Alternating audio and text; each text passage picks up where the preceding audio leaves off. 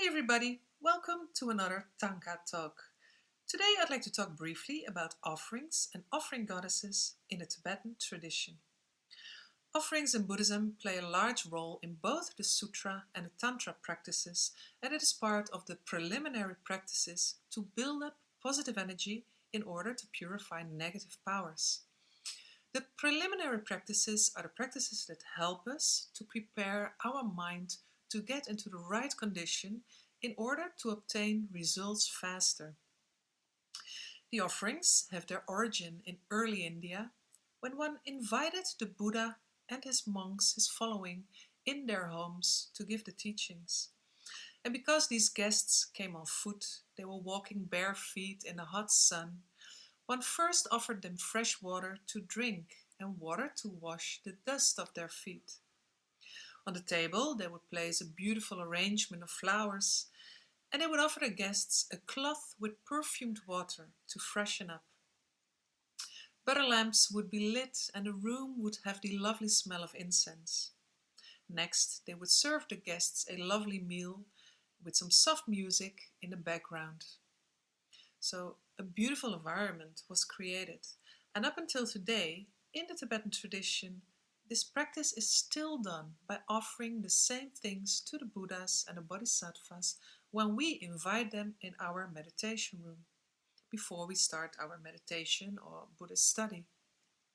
And actually, this practice is called the Seven Water Bowl Offerings, Tingpor in Tibetan. We offer these water bowls with a joyous and happy mind and really feel that the Buddhas happily accept our offerings.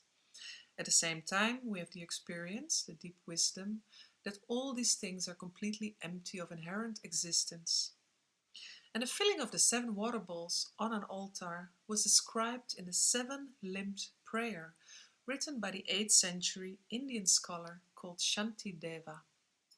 And in this prayer, he describes in a beautiful way the different objects that we can offer to the Buddhas. They consist of both real and visualized objects, and both objects that we own and objects in the public domain. But in the Tibetan tradition, there are other sets of offerings as well. Another famous set of offerings are the offerings of the five senses. They are often painted in front of the Buddha on a Thangka, as you see here in my painting. And when we zoom in, we see that each of the offerings has to do with either seeing, hearing, smelling, tasting, and touching. And if you think about it, literally everything that we experience in our lives first comes to us through our senses. So therefore the five senses are also called the five doors, or the five doors of perception. And all these different offerings can be linked to the offering goddesses. These are beautiful young ladies holding one of these offering objects in their hands. They're often painted in the sky on a Thangka, for example here in the top corners, where they're sitting gracefully amidst the clouds. And one thing that triggered me to start painting them myself was after a visit that I made in France a long time ago to the Temple of 1,000 Buddhas, Le Temple du Mille Bouddhas. It's a really beautiful Tibetan temple, and the inside of it is fully covered with hand-painted mandalas. But before you enter, you are greeted by offering goddesses in the reliefs at the outer wall at the entrance of the temple, as you see here. Here, for example, is a goddess of music. She's playing the flute to welcome you. And another lady holding a bowl of rice with 3 incense sticks sticking up.